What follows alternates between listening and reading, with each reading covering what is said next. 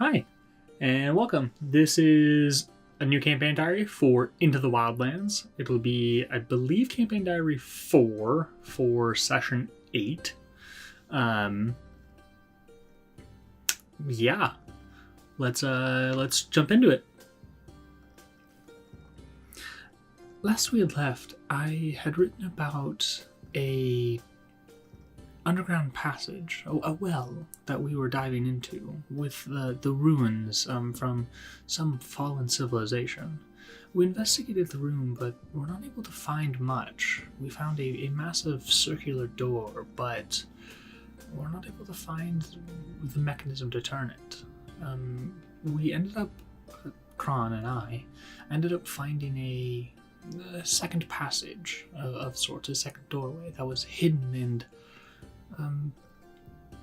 hidden off. I investigated the doorway and ended up pushing a button, and what that seemed to do is it seemed to kind of take the door and start pulling it back. There was a massive suction force because we were in water, and it seems as the room was filled with air. I was thrust against the door and kind of pulled in. The room very quickly filled with water, and it was not helpful, to say the least. We were able to kind of deal with swimming and doing that, but it was very annoying to have this instance of being thrust into the wall. In the room, it was mainly what looked like a bedroom. It was very barren, but still of the stone or metal work that we had seen in previous ruins. But there was a bed with linens, which actually was mildly surprising, as given how ancient of these ruins have been. Next to the bed, we found bones. It seems as if some creature had died here. There was a skull with 3 eyes kind of sitting on the ground, not necessarily floating with the other bones. As we got closer, specifically I got closer, the skull turned and started jabbering at me. That was very frightening, to say the least. Kron and I kind of made our way back. I moved as far away from the skull as possible. Milo took his mage hand and grabbed the skull, and once the skull kind of rested in his hands, symbols, which I couldn't see previously, started to glow on the wall, and a spectral entity with the same 3 eyes came through those symbols and started attacking us. While the rest of them attacked the entity, I made a decision to try and take the skull and get it out of the area, hoping that the entity would follow and we would be able to deal with it above ground, where we were not impeded by the fact that we were swimming. As the others attacked the entity, it possessed Kron, which was terrifying, but it did not immediately do anything. So we made our way back to the surface, bringing Kron with us. As we kind of discussed what we wanted to do, I was of the opinion that we should take Kron and the others and move away from the center of town. But at that time, Milo had his own idea and tried to knock out Kron. He was unable to do it immediately, but did do some. We then got into a small scuffle and eventually knocked Kron out, and the entity rose from Kron, and we were able to attack it and then kill it. After killing the entity, we were confronted by one of the light bearers from the Church of the Shining Lord. He nervously asked us what the entity was and what we were doing. We tried to convince him that one of ours, Kron specifically, had fallen in the well and that everything was imagined. This did not go over well, and he ended up going and telling Nagara, but that will come in later. Kron was of the opinion that we should destroy the skull immediately. The other 3 of us were of the opinion that we should investigate it as we had tried to do with the book and deal with it like that. Kron was very injured, so I took him aside, not wanting to be near the skull, as it, well, to be honest, it gave me the creeps. And I did not like that. So Kron and I stayed aside while Sagawasa and Milo dove back under and tried to investigate the room some more. They did not find so much, although they did find some platinum, which was very helpful. Kron and I hid, and I healed Kron a little bit. As Milo and Sagawasa came back up, we talked about what should be done with the money, and it was split evenly. Kron asked that instead of getting 2 platinum to share, he would get 1 platinum and the skull. At about this time, I noticed that Naivara was there, standing at the father's hearth, watching us. I started to make my way over there when I heard a scuffle behind me. It seems as if Kron was trying to destroy the skull. As the 3 of them scuffled over what to do with the skull, I made my way to Naivara and told her about what we had found. That we had delved deeper into some of these ruins, into the well where we had found the ooze, and that we found very unique things. I then showed her the skull, or at least told her about it, and with its 3 eyes, and kind of what I thought it might be. And I thought that it might be one of the precursors, one of the people who came before us, who lived on Condarth before anybody from the old country came and lived here, while I was still swirled in mist. Naivara seemed to agree, but was very cautious. She was under the same kind of impression that Kron was, that we should destroy the skull. I managed to convince her that we should be able to find out what at least the skull speaks of. And she gave us 48 days to deal with the skull, find a way to communicate with it, I should say. And that if we didn't, it would have to be destroyed in front of her. As I looked back on the party, they were, well, still kind of fighting over the skull. Hands and feet, feathers, and all sorts of things, trying to deal with this skull. But eventually, Milo was able to raise it above everybody with Mage Hand, keeping it far out of reach. We were able to talk with Naivara a little bit more about it, and getting her okay, we made our way. She was, well, not very helpful with being able to communicate with it at that time.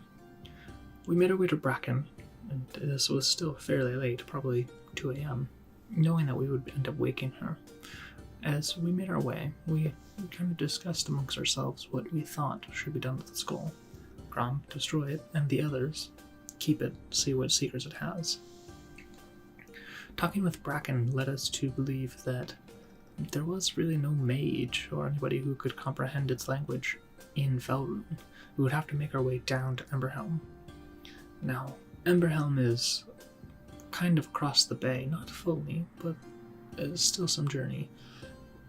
I don't know, we talked with Bracken and we don't know if we would be able to get down there in a day and back in the other day. So that was a tricky proposition, but doable nonetheless. Bracken was very interested in the skull and the history that it brought. Seeing that Bracken only had the contacts at Emberhelm, we decided to speak with Yuldra in the Church of Mystra and ask her about the skull. Yuldra seemed very interested in the skull. We did not show it to her immediately after seeing what happened last time with the book, but we were cautious and still wanted to show it to her. We eventually convinced her to use a spell. I believe it would have been comprehend languages, because she did not have the ability to speak with it. We talked with the skull, or the skull to Yuldra and Yuldra to us. We believe most of what she said, and what it seems that the skull was speaking of was that the skull speaks a warning. It was a servant for some ruler, king or emperor. We do not know. And it spoke of some deity. I would not be able to pronounce its name. I do not know if Kron would be able to write it down. He can pronounce it, but because of his mimicry, but I do not know if that extends to written language. The skull spoke of some deity, a singular god, a creator or sky god, as most is what we got. It forged the race, I believe, from a fallen star. But something happened, and either they were mistaken, betrayed, or something entirely different. But the god rent them in two, whatever that means, in some kind of event called the sundering, I believe. I would love to know if there's anything that you can find in history books back in Alhavia about something like this, but seeing as this is the new country, I very much doubt that anything will be written about this. The warning the skull spoke of was presumably about the sundering, about being torn in two from this creator, sky god of sorts. We eventually were able to figure out that it spoke deep speech, something that none of us spoke. After dealing with the skull a little bit more, we were intrigued. Kron was less likely to want to get it destroyed, which was unique for him. As we went to bed, kind of finishing with the order, I should say, we made our way and discussed it. We now were all of the opinion that we wanted to keep the skull and find out its mysteries. In the morning, we went around taking care of some odds and ends and deciding that we were going to go try and take care of the bandits. I talked with Naivara in the morning, convincing her what had happened, and she said that she did believe us, foolishly for some reason, that Yaldra was able to talk with it. Not really fully believing that, but believing that we were able to communicate with the skull in some capacity. She told us to go down to Amberhelm and talk with the Church of the Shining Lord and the High Priest. And then we were starting our day. That is the most that we have done. Alright, that is the next campaign diary. Wow, spikes every time. So, a day early, but just kind of is what it is. Usual tags. Kettako music, great, awesome. Northern Wind, it's perfect. I hope you like it. I hope it's not overpowering. I like this campaign. I think it's really fun. I'm curious to see kind of what's going to happen with these bandits, what happens with our characters. We're kind of four people who are just happening to be together because, well, this is a new continent. We don't really like to be alone. It's nice to have companionship, but there's nothing that really ties us together yet. It's mainly out of like curiosity and the need for not being alone. That keeps us together currently, or like the strength of numbers too.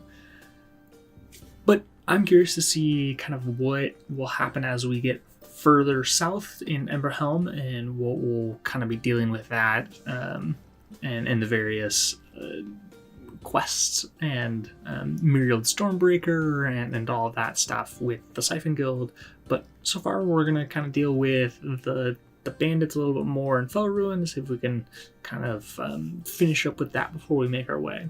But we have a number of plot points that we're trying to deal with, and it'll be fun to see how the party kind of grows together and like comes together, and what mysteries this continent has.